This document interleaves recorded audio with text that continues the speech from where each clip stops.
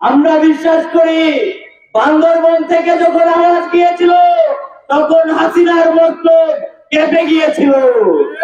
বান্দরবন থেকে পাহাড় থেকে যখন হুঙ্কার গিয়েছিল হাসিনা দেশ ছেড়ে দিল্লি পালিয়ে গিয়েছিল। প্রিয় সহযোদ্ধা, যারা মনে করে এই দেশটা কারো বাপদাদার, আমরা তাদেরকে বলতে চাই এই দেশ কারো বাপদাদার না। এই দেশ আমাদের, আমাদের পরিচয় একটা, আমরা বাংলাদেশি।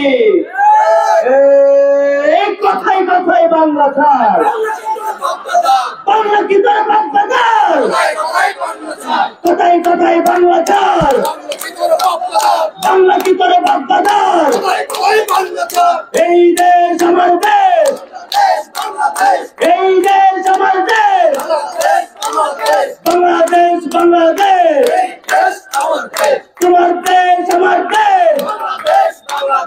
আবুল সাইদ মুক্ত, শেষ হয়নি যুদ্ধ, চালো রে চালো, চালো রে চালো,